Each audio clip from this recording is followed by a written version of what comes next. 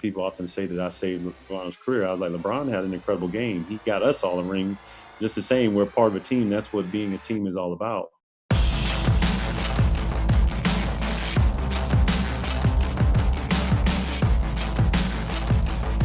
Ray, I appreciate you joining. I grew up in Miami, so this is a special one. We're going to go through the 2013 NBA Finals, Game 6 and Game 7 specifically, so it's going to be a lot of fun. Awesome. Let's do it. Going into that summer, Pat Riley has these famous, I guess, meetings or speeches with free agents, even phone calls, where sometimes he throws rings on the table. Was there anything that Pat Riley told you when he was recruiting you that you were like, oh wow, this guy's doing a great job of pitching me right now? When I came down to Miami for my visit, it just seemed so odd because I was down in Miami and I'm a free agent and I have the opportunity to go anywhere. At the time, it seemed like Miami was the last place that I would go, be it that we had the rivalry with Boston, towards the end of the year, the last 2 years. But, when the dust settled, I'm sitting down in Miami and I think there was a point of them thinking, let's not say too much to this guy because we don't know if he's going to, be a part of our fold. But I had been around long enough, and obviously they as well, because it's the same thing with Spoelstra when I went in his office. It's like, I don't know, what to tell you and what not to tell you because you're somewhat the enemy coming into our lair. But at the same time, both teams had great players. It wasn't about the plays because we knew everybody's stuff. It's just a matter of, who executes at the end of the game. Going into Game 6, were there any big adjustments that you guys had made? Maybe with Danny Green, because I remember Chris Bosh said after the game, he's never going to be wide open again. Danny Green, it was a source of contention for a lot of us because the game plan was Tony Parker he was coming off of a pick and roll. And he would come off Tim Duncan and it would be a shallow dribble off. And then he would set up so he can come off to his right hand. Yep. Now, I'm on the single side with Danny Green in the corner. I had a choice. So Tim Duncan would roll, and I had the choice of I got to bump Tim Duncan coming down the lane, and then I got to get out to Danny Green, who is the best three-point shooter on the team and has been killing us in the playoffs. Green. Again, Danny Green from downtown. There are times where, and they were incredibly good at it because there are times where I would try to trick them to think that I was going to bump Tim and to get back out. And the minute I didn't bump Tim, Tony Parker would throw the ball to Tim Duncan and he'd get a layup down the paint. And so they were putting me in such a weird predicament, a tough predicament that, I think for us, for him to shoot so many threes, we had to find a way to kind of redirect that play. How were you guys trying to attack the Spurs defense? Transition for one. You always look at the points that you didn't account for, that the other team got. And then you're trying to ask yourself how many points you got that we didn't expect that helped us with that win. So it's easy things like, getting offensive charges that create turnovers on their part, those intangibles, getting deflections, and then scoring in transition because that means we got stops. Now, Tim Duncan was actually going off. It's such a tricky battle with the Spurs because you have to pick your poison. We always knew Tim he's their stalwart out there on the floor on both ends of the court. But what we had to make sure we did was not overreact. Traditionally he wasn't, a 30 or 40 point scorer a night. So we knew that he was going to score. We just had to make sure that he didn't, have a huge night where we couldn't recover from it. But then just kind of let him feel us. You see, one of the possessions, he's coming across the paint and you just kind of reroute him a little bit without, getting a foul, but keeping a body on him underneath the paint and just hands on him. So, you have somebody. You got Shane that's out there guarding them. You have CB who got length, and then you have Birdman coming off the bench. So not to mention UD as well. So we had enough fouls to give and bodies to put on them that we just had to make sure we kept that energy up on them. Going into the fourth quarter, you guys are down 10, and it feels like LeBron at the first 6-7 minutes of this quarter was just trying to do a little bit of everything. He had assists, he was scoring. I think he had 12 points. The one thing that I've heard forever in my basketball career is, you have to have urgency throughout the whole game. People talk about my three-pointer to send a game in overtime, but I always mention the fact that Mike Miller shot a three with no shoe on. Yeah, all those plays get you to the next moment. That's why it requires everybody. And people often say that I saved LeBron's career. I was like, LeBron had an incredible game. He got us all a ring. Just the same, we're part of a team. That's what being a team is all about. LeBron's at his most dangerous point when he has all these shooters around him. Like right here, you see, he's like, we got Ray Allen, we have Mario Chalmers, we have Mike Miller.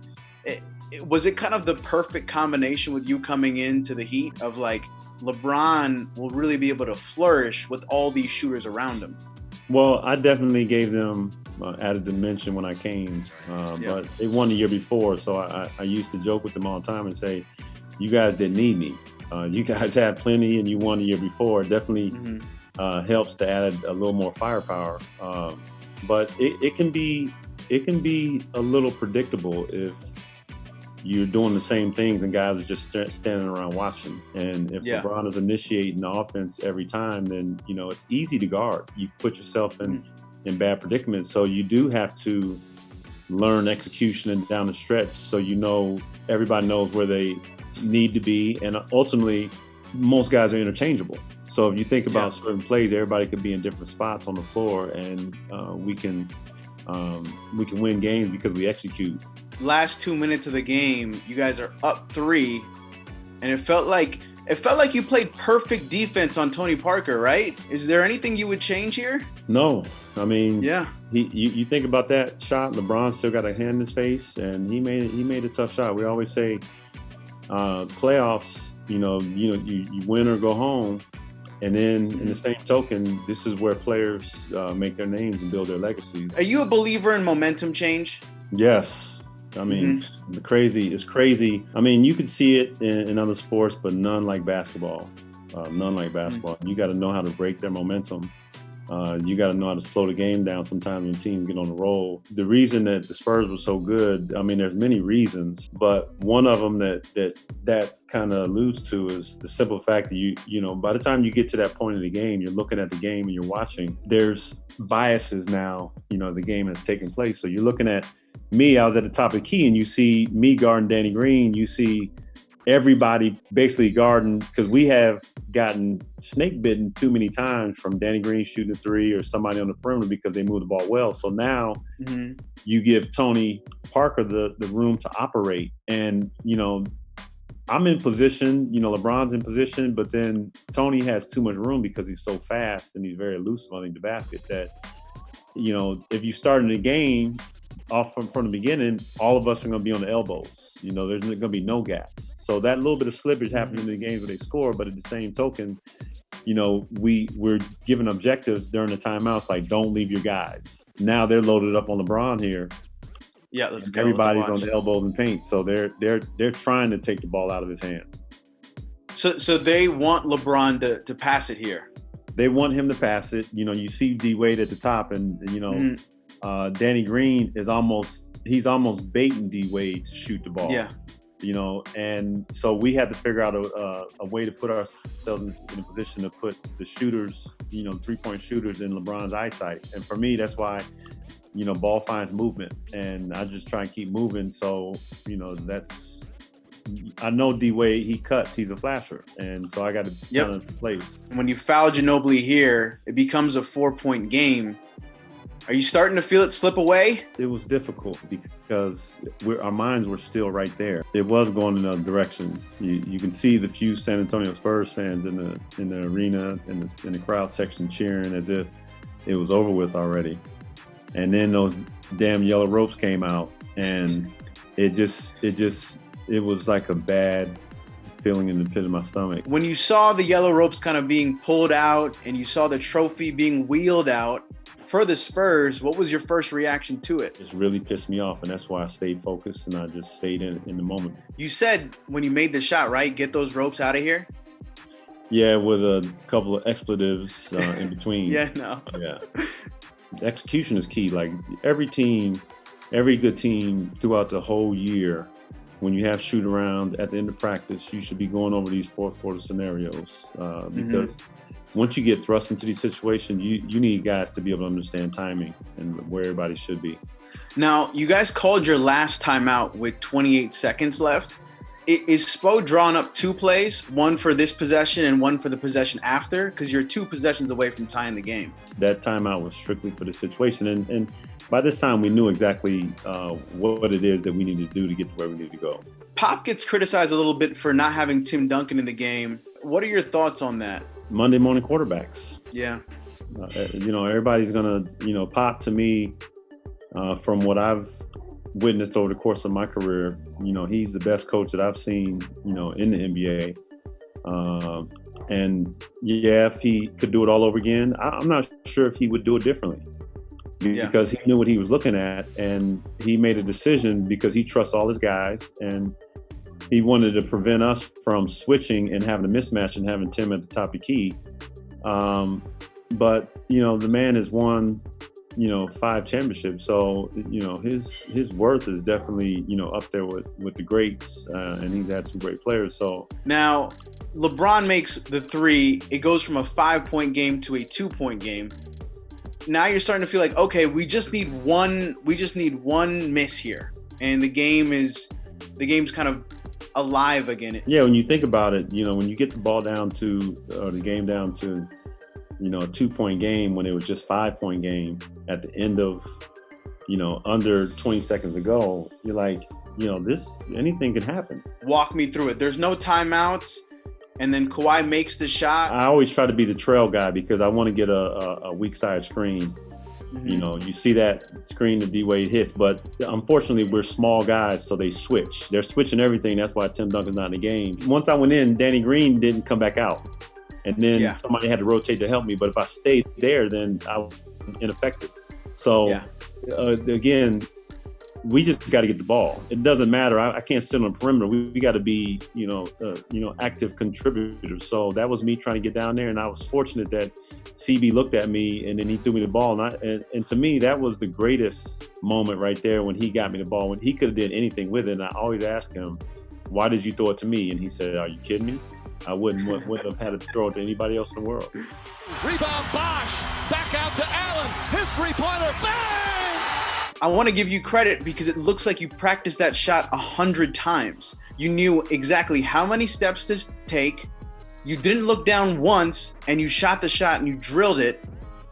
Is that a shot you've practiced? If you only knew how many times, in that particular day. So I was very familiar. I'm working with my boys. I have 4 young boys, and I yell at them because I want them to understand what those lines on the floor mean.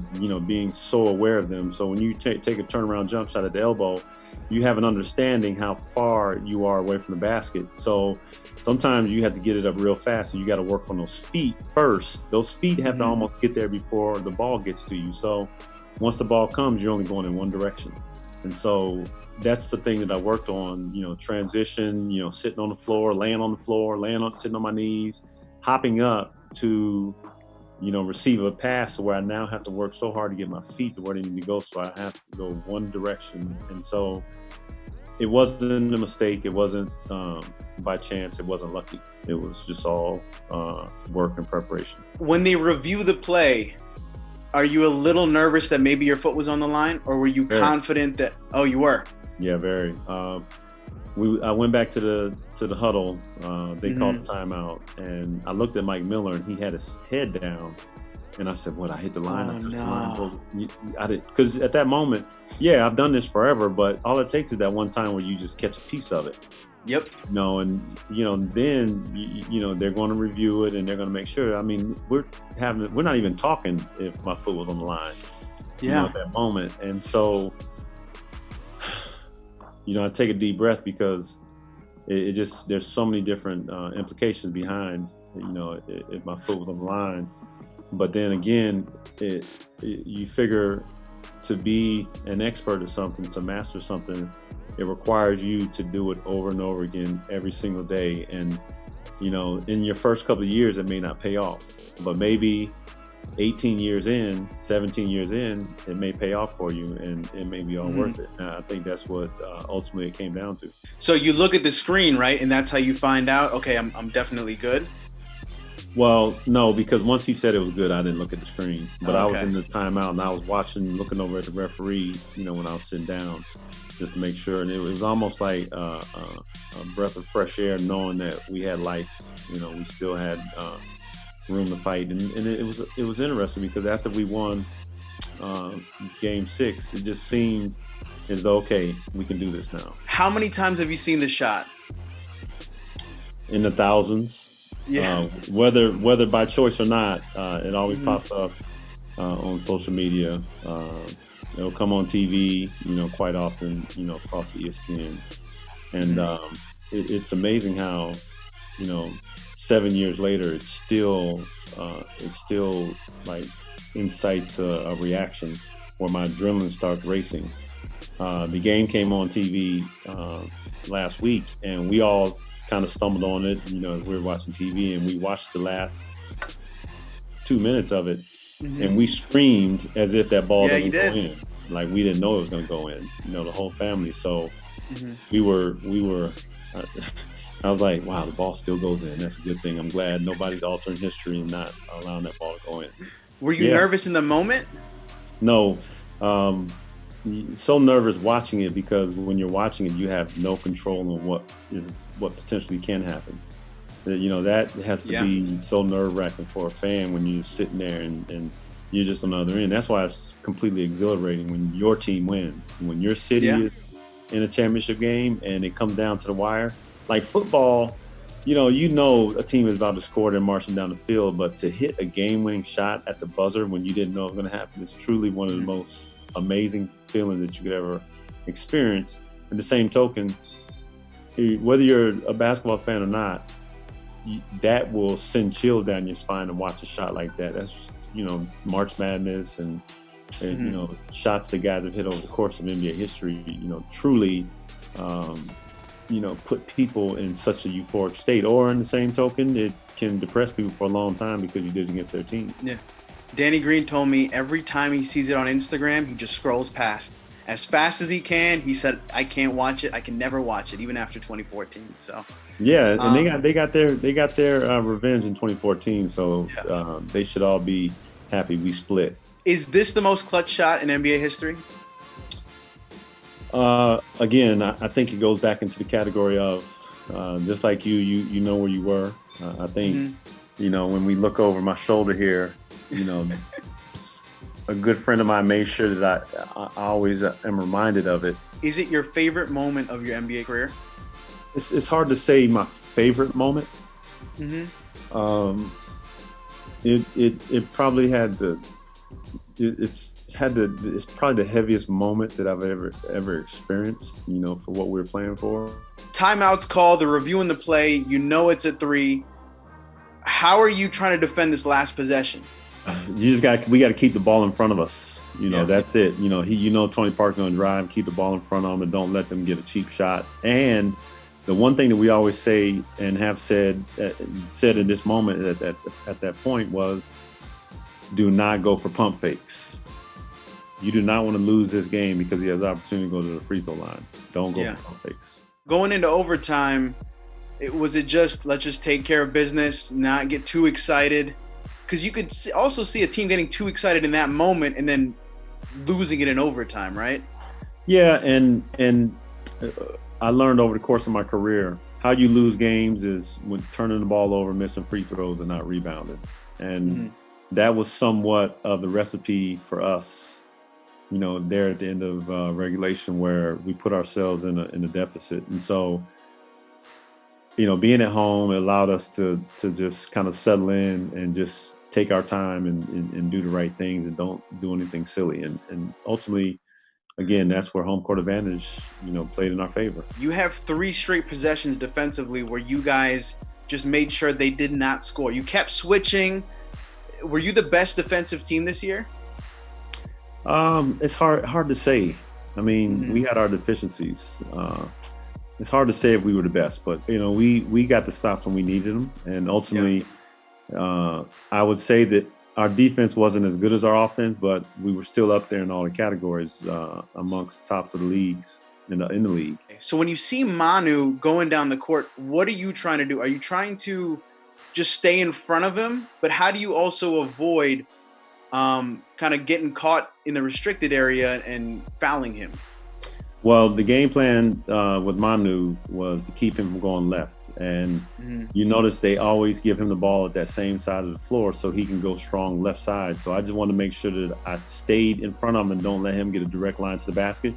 And also keep your hands out of position from fouling him. So he's great with the Euro step. And, I think he thinks I fouled him in, but I got my hands on the ball, and the rest is history. If you listen to the broadcast, I think it was Van Gundy, he was saying that it was a foul. He clearly would have made the call that it was a foul. And for me, it's subjective. It does depend on a lot of times the referees that you get. But at the end of games like that, when the game is on the line, like, I just really appreciate referees that swallow their whistle. Let the players dictate what's going to happen, because it's so finicky in the NBA, because you can call anything from a bump to, unless it's obvious, it's a lot of physical, aggressiveness taking place out there. So, you have to make sure that you let the guys play. Now, clutch free throws at the end of the game. Have you ever been nervous in your career at the end of the game? I think the real question is, have I ever not been nervous? I always tell people whenever I speak to a room, I always say, one of the most nerve-wracking things in the world is to go to the free throw line when everybody expects you to make the free throw. Every indecisive thought or idea kind of creeps into my head, but the minute I get the ball, all that shuts off. Most of the times when a person goes to the free throw line, you've just gotten up off the floor. You just got in an argument with somebody. Somebody just fouled you. And so your emotions are high. And if you keep your emotions high like that, you ultimately will put yourself in a situation where you'll miss the free throw. And so how do you just shake it off, go to your routine, and then take your shot? Like, you're going to miss, but don't let it be something else that forces you into that. Chris Bosh at the end of the game blocks Danny Green, and you guys are going to Game 7. Could you sleep before Game 7? Richard Jefferson told me before Game 7 of the 2016 finals, he doesn't believe a single Cavaliers teammate went to sleep.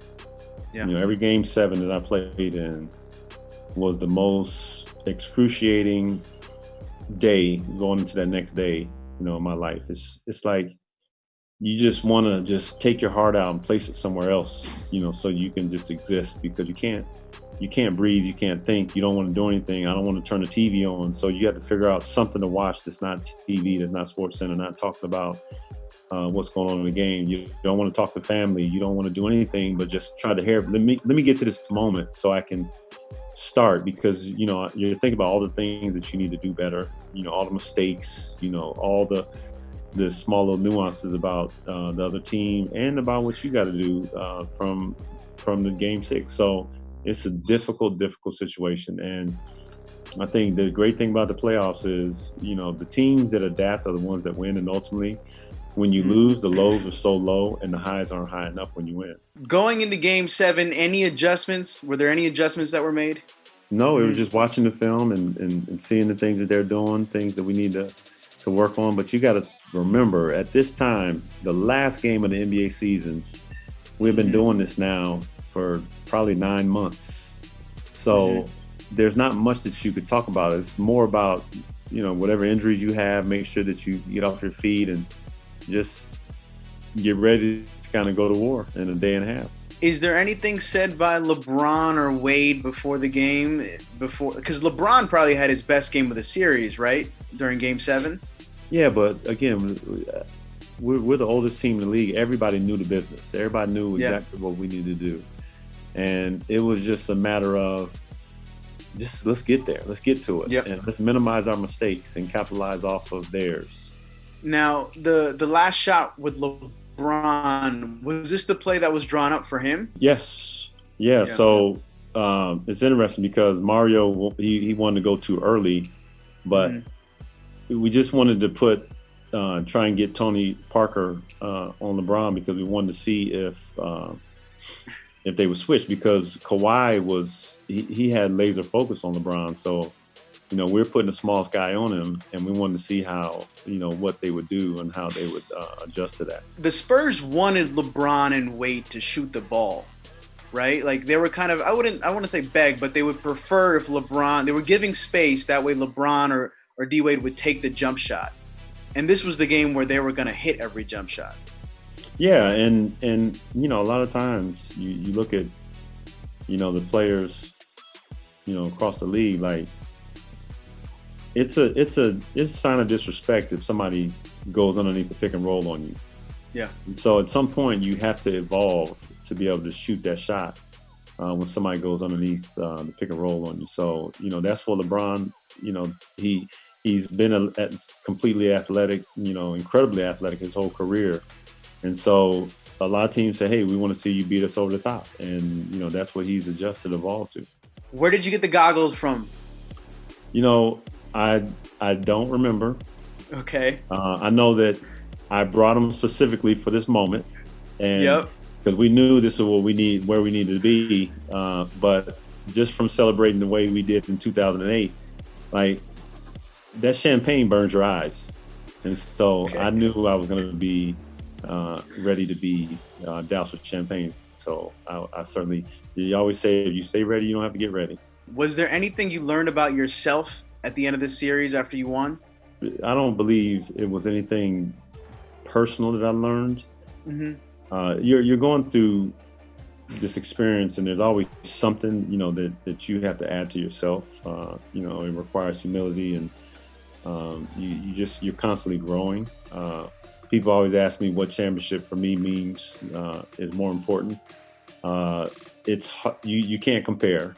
Once you get to the end of the road like that and you're the last one standing, what you realize is just how extremely difficult it is. And if people knew what it took to win a championship, they wouldn't just say it so, loosely, Mm-hmm. And then you would really put forth the effort to really get yourself into this situation, at the end of the year, because once you've had a taste of it, you have to keep getting back there because there's no other place that you'd rather be. Well, thank you so much. This was so much fun. We've got to do this again with all of your highlights. Okay. I was going through all of this stuff from 1996 to 2014. Nobody has had a career quite like yours. The Hall of Famer Ray Allen. Thank you so much. Thank you. Thank you for having me. Thanks for watching ESPN on YouTube. For live streaming sports and premium content, subscribe to ESPN+.